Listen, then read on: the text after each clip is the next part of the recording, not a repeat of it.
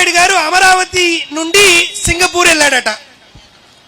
ఆ సింగపూర్లో కూడా చంద్రబాబు నాయుడు గారు లాంటి ఒక దరిద్రుడు ముఖ్యమంత్రిగా ఉన్నాడు.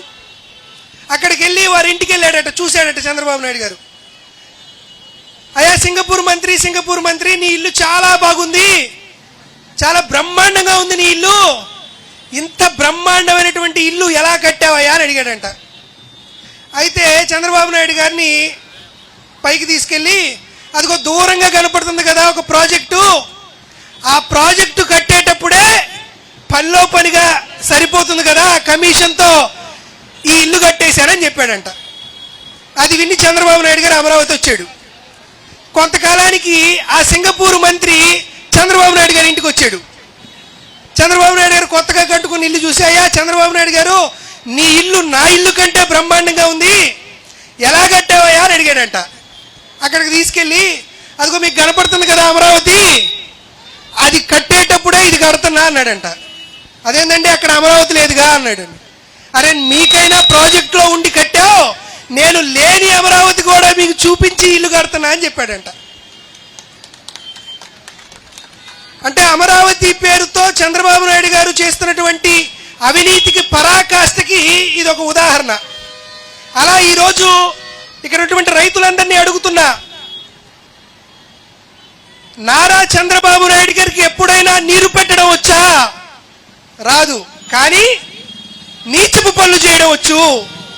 నారా చంద్రబాబు నాయుడు గారికి ఎప్పుడైనా నారు పోయడం వచ్చా? రాదు. కానీ నేరం చేయడం వచ్చు. నారా చంద్రబాబు నాయుడు గారికి కుప్ప కొట్టడం రాదు, కానీ కుతంత్రాలు చేయడం వచ్చు. నారా చంద్రబాబు నాయుడు గారికి మద్దతు ధర ఇవ్వడం రాదు, కానీ మసిపూసి మారేడుకాయ చేయడం వచ్చు. కాబట్టి నారా చంద్రబాబు నాయుడు గారికి రైతులంటే ఏ రోజు కూడా ఇష్టం లేదు. అందుకే మహానేత రాజశేఖర్ రెడ్డి గారు ఉచిత విద్యుత్ తీసుకొస్తా ఉంటే ఆ ఉచిత విద్యుత్లో మీరు ఆ కరెంటు తీగల మీద బట్టలారేసుకోవాలనేటువంటి వ్యాఖ్యలు చేశాడు.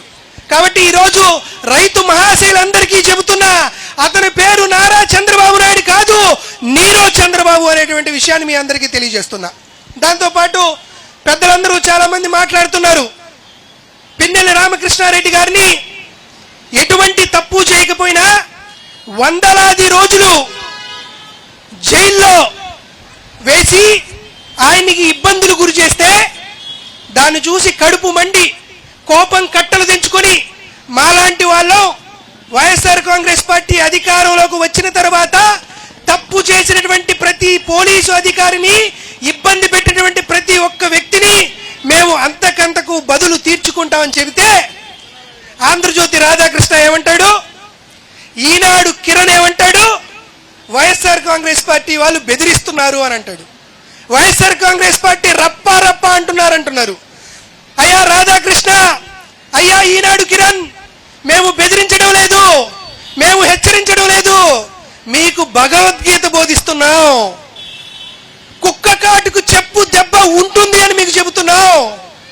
యథా రాజా తదా ప్రజ అని చెబుతున్నాం.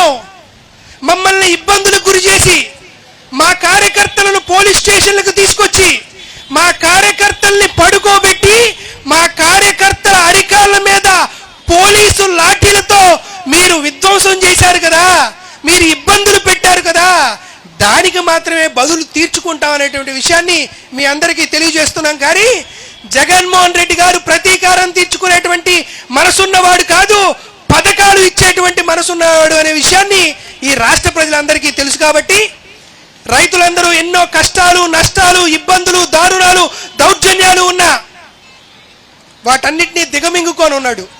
ఏదో ఒక రోజు జగన్మోహన్ రెడ్డి గారు ముఖ్యమంత్రి అవ్వకుండా ఉంటాడు, ఖచ్చితంగా ముఖ్యమంత్రి అయి తీరుతాడు. కాబట్టి 2029 ఎన్నికలు ఎప్పుడెప్పుడు వస్తాయని ఆతృతగా ఆంధ్రప్రదేశ్ రాష్ట్ర ప్రజలందరూ ఎదురు చూస్తున్నారనే విషయాన్ని మీకు మనవి చేస్తున్నా.